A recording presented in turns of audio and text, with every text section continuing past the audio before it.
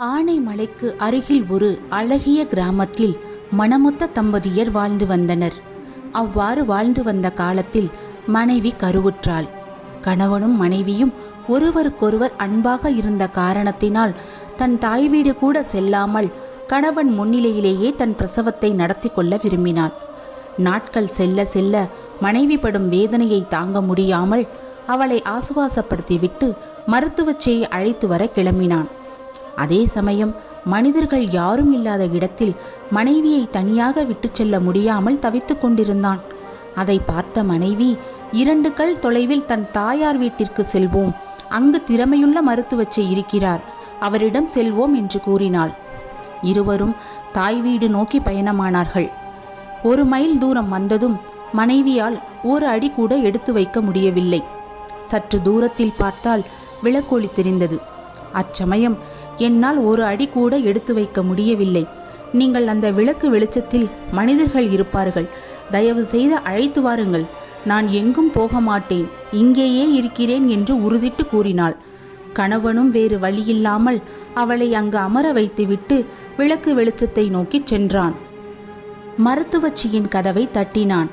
அவரிடம் நிலைமையை எடுத்து சொல்ல, அவளும் மருத்துவ சாதனங்களையும் உபகரணங்களையும் எடுத்துக்கொண்டு ஊர் தலையாரி இன்னும் சில முக்கியஸ்தர்களை அழைத்து கொண்டு மனைவி இருந்த இடத்திற்கு வந்தார்கள். ஆனால் அங்கு மனைவியை காணவில்லை. இறைவா, இது என்ன சோதனை என்று மனம் வருந்தினான். அப்பொழுது மருத்துவச்சி, ஆஹா, நான் கண்ட கனவு நிஜமாகிவிட்டதே என்று யோசிக்க தொடங்கினாள். அப்பொழுது அவர்கள் அங்கு கண்ட காட்சி இரத்த முறைய வைத்தது. அங்கு அவனது மனைவியும் புதிதாக பிறந்த குழந்தையும் இறந்து கிடந்தது. அதை கண்டு கதறி உடனே அந்த மருத்துவச்சியிடம், அம்மா, தாங்கள் கண்ட கனவு பழித்துவிட்டது என்று கூறினீர்கள், என்ன கனவு கண்டீர்கள், என்ன நடந்தது என்று கேட்டான். நீ மனைவியை விட்டு வந்தவுடன் ஒரு கருப்பு உருவம் இவளை நோக்கி கையை நீட்டிக்கொண்டு வந்தது. அது கண்டு அவள் பயந்து எழ முடியாமல் எழுந்து ஓட ஆரம்பித்தாள். ஒரு அளவுக்கு மேல் ஓட முடியாமல், என்னை விட்டுவிடு என்று அந்த கரிய உருவத்திடம் கெஞ்சினாள். ஆனால் அந்த உருவம் அவளை விடாமல் துரத்தியது. அந்த நேரம் அவளுடைய போராத காலம் அங்கு இருந்த மாட்டுச்சாணியில் கால் வைத்து வழிக்கு விழுந்து உயிர் நீத்தாள்.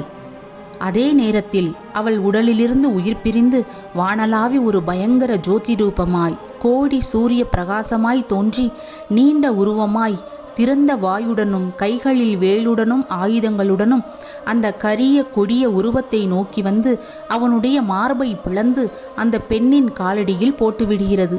இதுவே நான் கண்ட கனவு என்று அந்த மருத்துவச்சி கூறினாள். அவள் சாதாரண பெண் அல்ல, வானில் தேவலோகத்திலிருந்து மண்ணில் உதித்த பெண் அவள். அவள் பக்தர்களை, மனிதர்களை ரட்சிக்க வேண்டி உருவான தெய்வாம்சம் பொருந்திய பெண். காமதேனுவினால் இடப்பட்ட சாணத்தில் கால் வைத்து வழிக்கு விழுந்து இறந்ததினால் மாசாணி என்று பெயர் பெற்றார். அரக்கனை அழிக்க வேண்டி வந்த தெய்வ பிறவி அவள்.